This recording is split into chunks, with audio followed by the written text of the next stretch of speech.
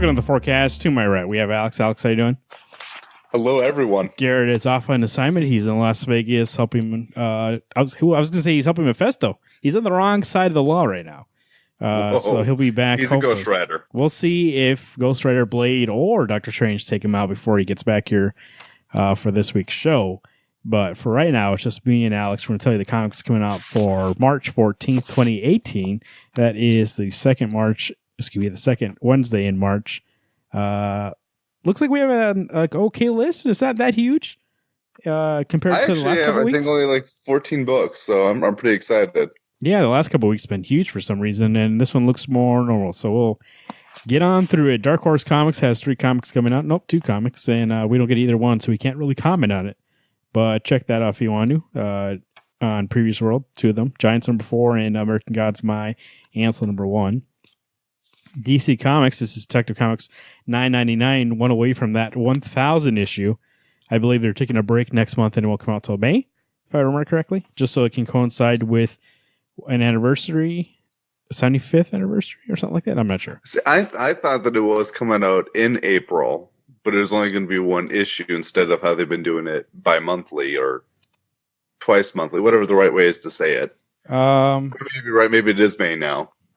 I know that it was delayed so that it could be coinciding with the anniversary, but I'll double check that while we talk about briefly Diane Jurgens and Brett Booth, the General. Superman's journey through time has crashed to a halt, and at the end of the line, General Sam Lane stands face to face for the first time with his grandson, John. Buckle up because the most awkward super family reunion in history is about to begin. We both don't get this book anymore, only Garrett, so we really can't comment. But I tell you what, just hearing that description doesn't excite me personally. I think a part of me is that this arc has been going on at least 6 or 7 issues that it's like, come on. I needed to move on to something else. And I'm not getting this book, so I really don't care. But and you're right. I was getting it. You're right about issue 1,000. No more issues until April 18th, so it's going to just be 1 issue for next month, and then this month, right? Because actually, it hasn't come out this month so far, has it? Correct. Or it come out on the 1st? Correct. Nope. No? Okay, so 1 this month, 1 next month, and then it should be back on its bi-monthly cycle, but that'll be Brian Michael Bendis taking over. We'll talk about that a little bit later. Not in this show, later on in the year. Detective Comics 976, this is James Tynion IV, Javier Fernandez, Eddie Burroughs on the cover. Batman Eternal Part 1, with his team completely shattered. Batman must confront Red Robin about the future of their partnership, if even there is one. Alex, you were just telling me before the show, Detective's getting really good. Looking forward to 976? I really am. We're getting to the... in all honesty, I was really dragging reading this book. And with some of the outcome that happened in the Batman finale, or Fall of the Batman, it's great. Batwoman's at a little bit of at odds with everybody else. And so we're just going to continue on with what's going to be going on with them. I'm really excited. This book is good. It's gotten back into being really good for me. Javi used to do the art for Nightwing, so I'm excited that now he's doing Detective. Should be a nice looking book. Eternal Girl number 1 of 6. This is Magdalene Fasaggio and Sonia Liu. This is another one of the number 1 starting the new Young Animal reboot. So if you're interested in that, go ahead and pick that up. It should be, if you're looking for something a little bit different, but a little bit the same. There you go. Eternal Girl, number 1. Flash, number 42. This is Joshua Williamson and Carmine D.G. Domingo. This is Perfect Storm, Part 4. The Flash teams up with an unlikely ally as they fight for Central City. The fight for Central City rages on. Meanwhile, Grodd sinks his telepathic teeth into the Flash family as he tries to finish Barry once and for all. Garrett, excuse me. Alex, you were just telling me that he's not even here. You were just telling me that you're catching up with this, right, Grodd? Yes, yes. Garrett was right. Give him a point in that column. He was correct. I actually really like this, and when the first issue of Grodd, where I think it's 39, was awesome. Like, Grodd doesn't show up until the end, and then he just takes over the city. I loved it. I'm so excited to be reading this book. Can't wait for this issue to see what's going on. I'm not going to spoil who Barry teams up with unless it tells you in the solicit, but I'm excited to see what's going on and to see how much ass kicking happens. It just says an unlikely ally, so we'll check it out. Issue 42 coming out this week.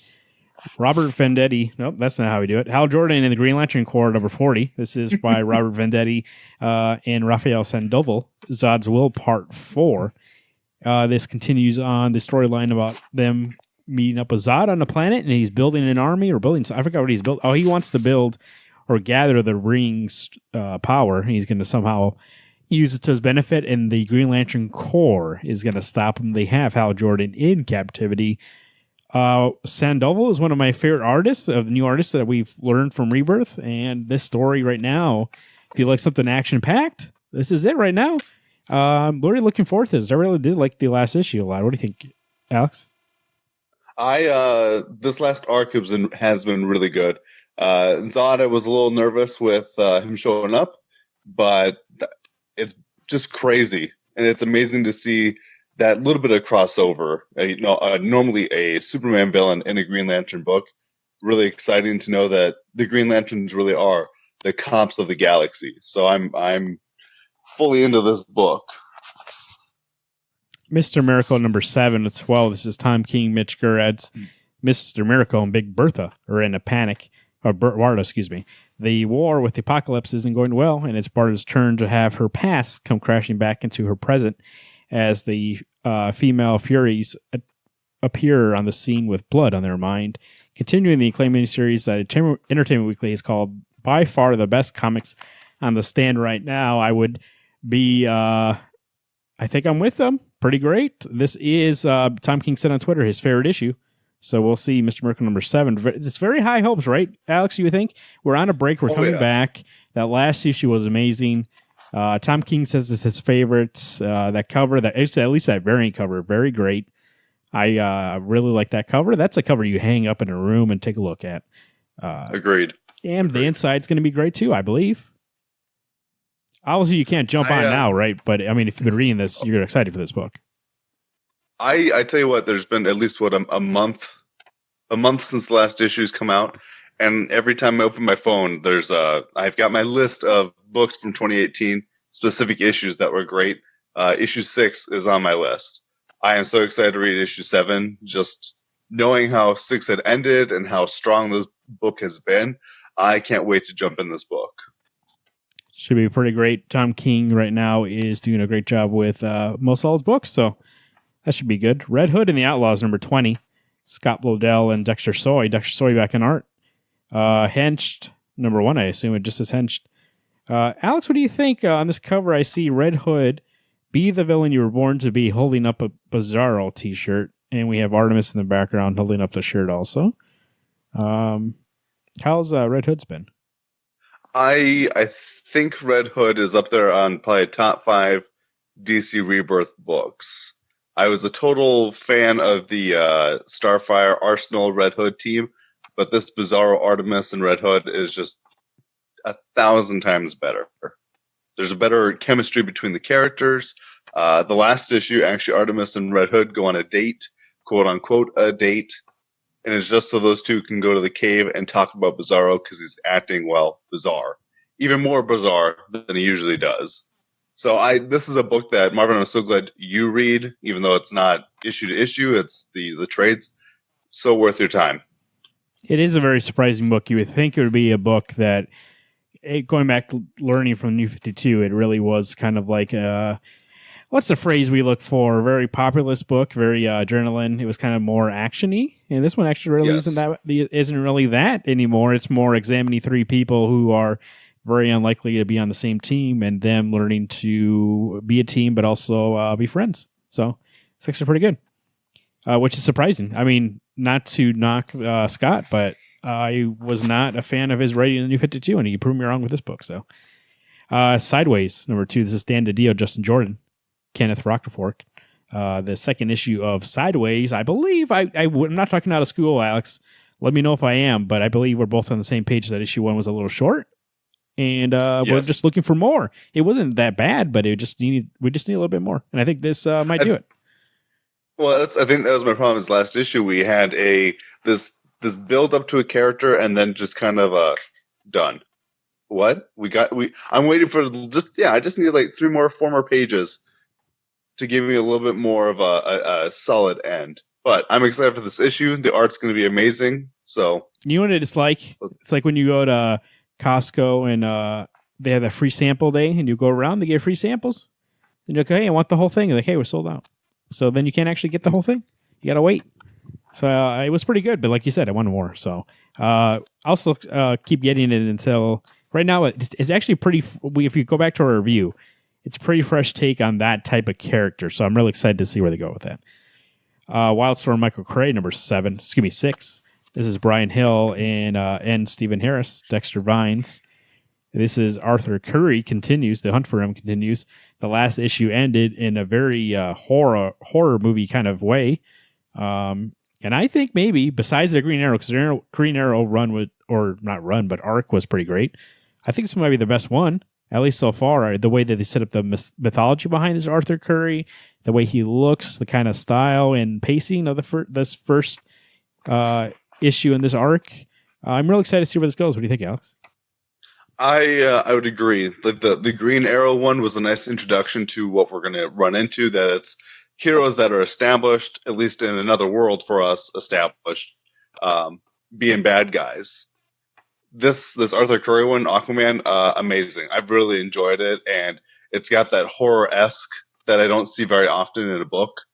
It was very welcome for me to read that book. Image Comics, this is Bonehead number 3. This is Brian Hill again.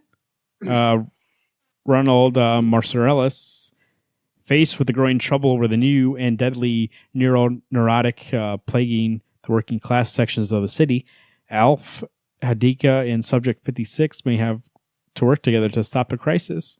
The first step, uniting the gangs. Hey, that cover actually looks pretty great. Is that the inside art? Does it look like that? Yes. Yeah. Okay. So how's Bonehead been so far? It's good. This is a book that I think is more of a Garrett book. The more I read it, the more I go, it's. I don't know if it's that it's too light and too happy that I don't like it, but there's something about this book. I want to get issue 3. I want to get into this book, but I'm struggling. It looks great. Don't get me wrong. That art is amazing. Yeah. But there's just something about the story that kind of like sideways for me. There's just not enough. So I'm interested to give this one at least like the first arc to go, okay, yeah, I want to get it, but it's good. It's just, I don't know if it's quite for me. Deadly Class number 32. This is Rick Remender and Wesley Craig. Wesley, I only see his name, Wes Craig. New story. It says Wesley Craig. It's the first time I've ever said unsolicited. Love Like Blood, Part 1. This is Marcus and Maria. Thought they had left the nightmares of King's Dominion, but now they're in deeper than ever. The new freshmen have tracked them down, Victor and his kill crew in tow, and Saya's ruthless Yakuza family have their sights set on them all. The good old-fashioned Mexican standoff. Time to see who's paying attention in class. If Alex, correct me if I'm wrong, but I believe the last issue was like delayed. So it was delayed, and then we got that issue, and then there was a break that they naturally were going to have anyway. So this book has been... We only got like 3 issues last year, right? Correct. I'm saying it's been almost less than at least 5, 3 months since we've gotten the last one. So yeah, we had a break. 3 months just sounds like what they do for these kind of breaks for the class.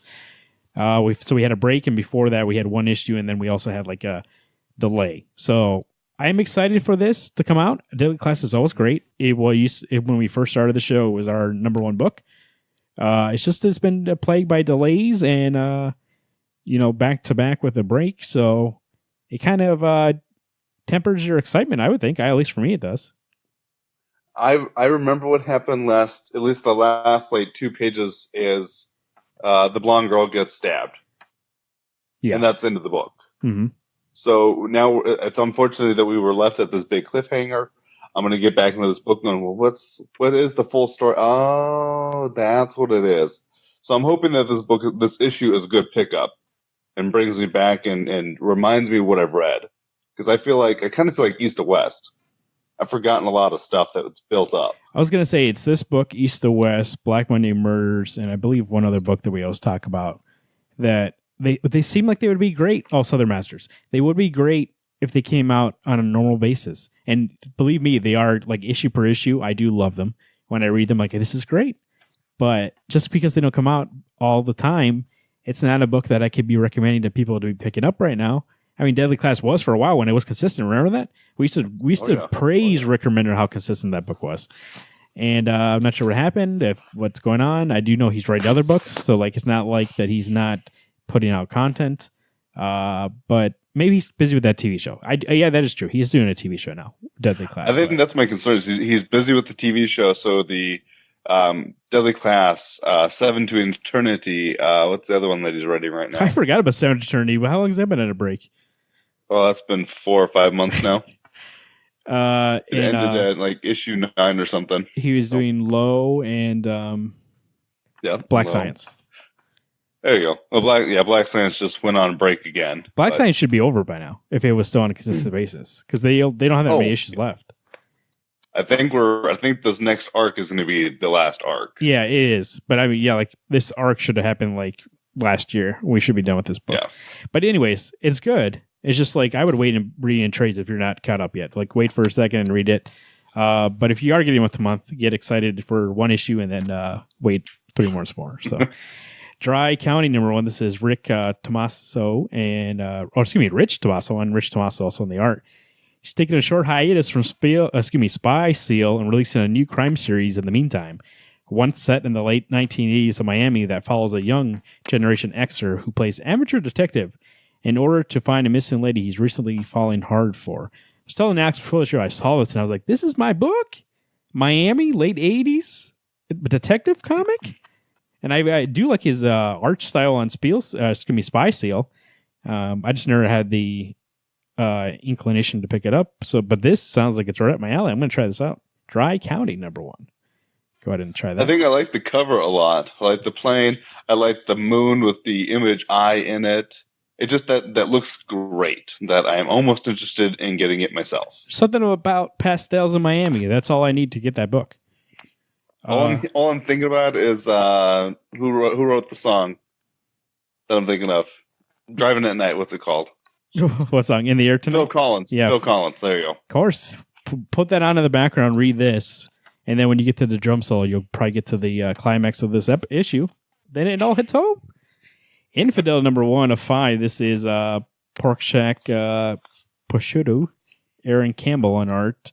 A haunted house story for the 21st century. Infidel follows an American Muslim woman and her multiracial neighbors who move into a building haunted by entities feeding off phobia. This sounds actually pretty great for a horror book. So basically what it is all these people of diverse backgrounds go into a house. Some xenophobia feeds these entities and seeks on them. So it's kind of like, a commentary on today's times, but also it's a horror book, which really, when you think about it, Alex, really, how many horror books are there? Not really that many. So not enough, actually. So if you're looking for one, there you go. Infidel #1. It's a miniseries too, so you don't really have to commit that much. 5 issues. It should be out tomorrow. Looks like $3.99. Go ahead and pick that up. The art looks great in that cover. That's the art for the book that I'm in. We'll see though. Let's see. Versus #2. This is Asag Rubik and Ivan Brandon. I'm very, very surprised that this is already out. It's not like 2 months later, but I guess the first issue came out about a month ago. It's been a month already. Yeah, at least 3 weeks. 3 weeks. 3 weeks. It seems like 3 weeks. Cover looks great. This book was the book I said it wasn't for me, so I'm not going to continue with it. I know you're getting Alex. What do you think? What do you expect from versus #2? In all honesty, I'm not 100% sure what to expect. I liked the first issue. Really, the art was the selling point. There's some of the story is good. There's little parts that I kind of like the I don't know if it's like the headset helmet thing that when you look through it, it goes okay, or it gives you a little description and stuff. Yeah. I like that. So there's things that interest me in this book, but I can see where you'd be like, this isn't a book for me. It's not what I was expecting, so I'm just... I don't think it's a book for me to get monthly. Like, I might read it back in trades if it still remains good, and I hear that it's great, but it seems to me that it's going to be such a slow burn. The art is great, like you said. I think we talked about that in the review. Great art, great concept, all good ideas, but the meshing of them together, I really didn't feel like there was enough there for me to be like, hey, I want to go #2. But I also was like, there's also a lot of things in this book that I personally don't like in the story. I can see how somebody else would like this book. We'll see. Marvel Comics, this is The Land That Legacy Forgot. This is Astonishing X-Men number 9. This is Charles Soule. Oh, I thought I had it open. I guess not. Charles Soule and Matteo Bufaknang? I don't know. Nuclear War Part 3. Hey, I thought this was a miniseries. Is it? Yeah, it is 12 issues, right? So we're getting close. I think it's supposed to only be 12 issues, but usually it tells you 9 of 12 or... maybe if it is an ongoing, I'll probably be dropping it because I'm only getting it for the 12 issues. Yeah, I don't think it's supposed to be an ongoing, but Alex, how's the Astonishing been so far? It's good. It's kind of the Marvel's version of a commodity challenge, other than Charles Soule is writing all of them, but there's a different artist on every issue. A character has come back, which I'm like, yay, they're here. He goes by the name X. Spoilers. It's good. I don't know. I want an X-Men book, and this has got characters I like. I like Gambit. I like Rogue. I like Mystique, Psylocke, Wolverine, Bishop. But I also know that at the end of this book, am I really going to be surprised on what happens? Probably not, because then the next week later, it's going to change back to what it originally was, because Marvel won't stick to an actual story point. I think originally, I'm not sure if it's still the plan anymore. Probably not. I think this was supposed to lead into the new X-Men book, like the new Uncanny. But really? I don't see that being the case anymore with them changing plans. You know what I mean? Like, they changed everything. Yeah. So I'm not sure where this leads to anymore, because that's why they brought Xavier back and everybody. And maybe it was originally 12 issues long.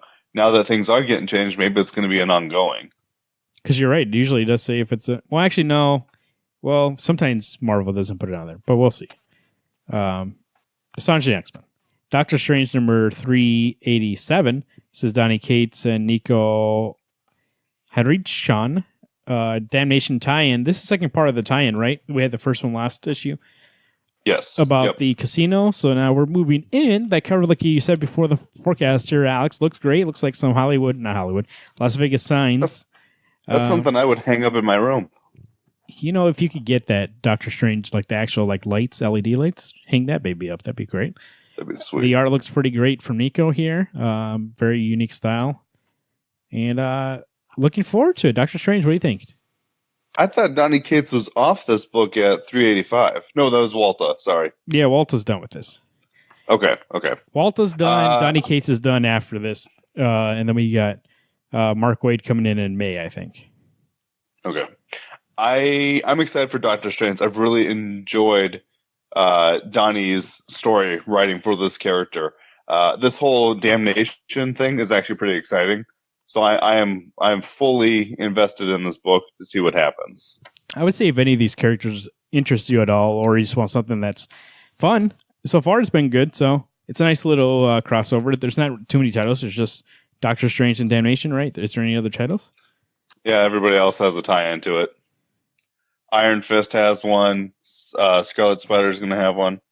Oh, really? And there's Well, I'm not going to get those. I don't give two craps about the other characters. I don't foresee them having much impact. So I think if you get the Doctor Strange and the Damnation, I think you should be okay. Yeah. Here we go. Its name is Marvel 2-in-1 number 4. This is Chip Zdarsky Valero Shidi. Fate of the 4 part 3. This is the book that we've been calling on the show this hidden secret of Marvel. I don't know what they did promote this book. It is a Fantastic Four book, so if you're looking for Fantastic Four, here it is. I really liked the last issue. It has a nice... Chip has a nice writing style where it's fun. It can be serious. I'm looking at this preview. The first page looks like it's going to be serious, and then we get into fun. Spider-Man in the issue. And the art's been great, too, like with the Fantastic Four, like the cosmic kind of stuff. This book definitely knows, because one of the great things about Fantastic Four that we've been missing for a while is that Fantastic Four has always been a book about adventure, about being kind of crazy and cosmic and like a little lighthearted. It's a family kind of book, and I think this is really bringing it back. I'm really excited for Marvel 2-1 number 4. What do you think, Alex? At first, Chip Zdarsky, I love his art in Sex Criminals. I was a little apprehensive about his writing in Spectacular Spider-Man. He's nailing it on Thing and Human Torch 2 and 1.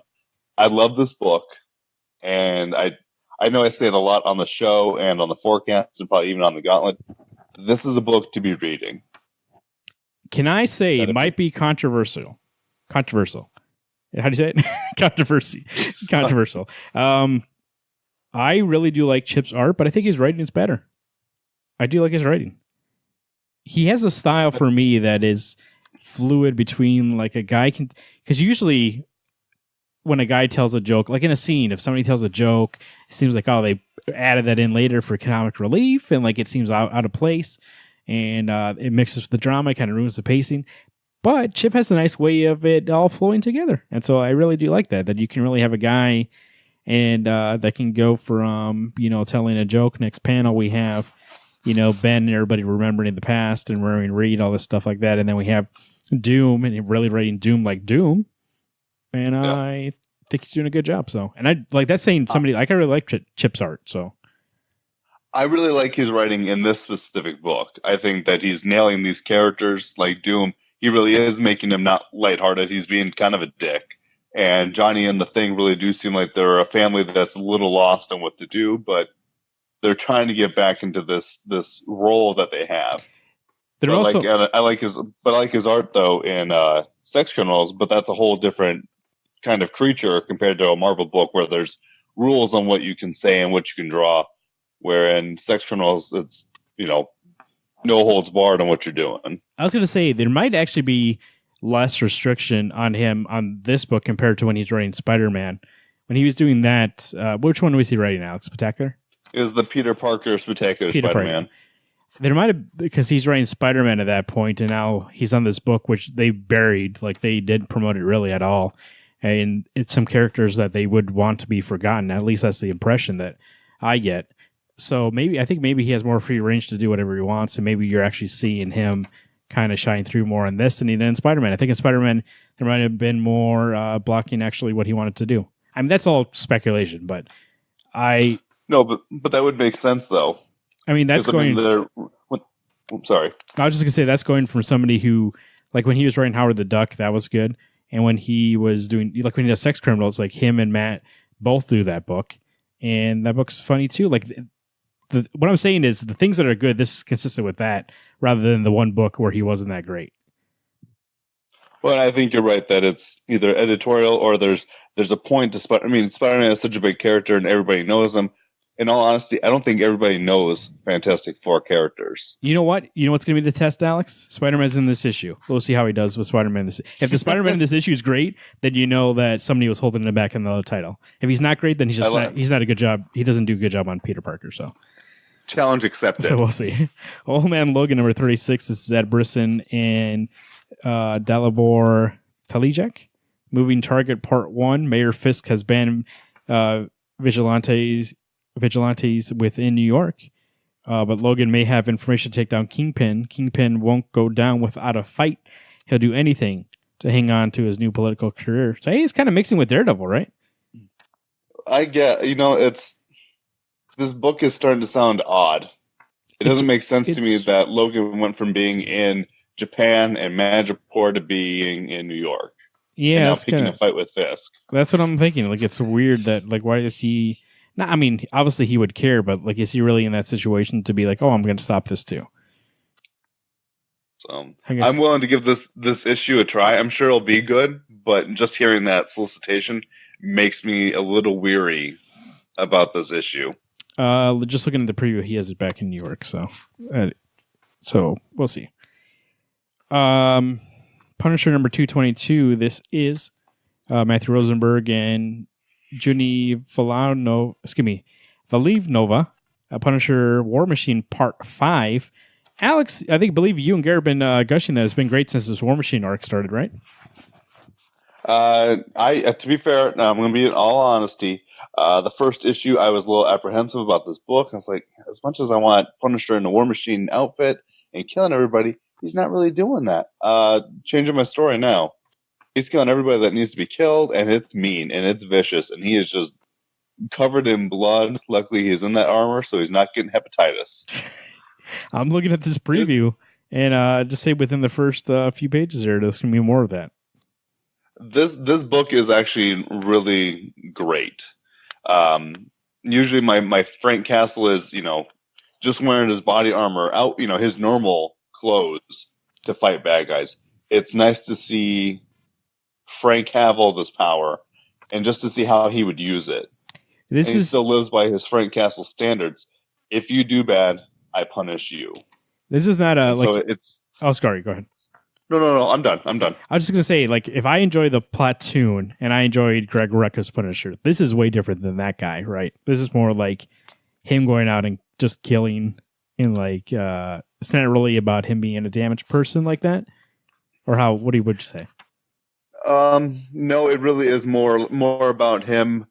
He's given a mission by Nick Fury, and then when he goes to this other country and is picking a fight with these other people, he ends up running into other guys who've got mech suits as well. It really is just kind of him kicking ass. There's not a whole lot of, I'm having a hard time, do I kill this person? Or is there not a whole lot of story? It's just a lot of who does Frank kill next and how does he get out of the fight that he's in?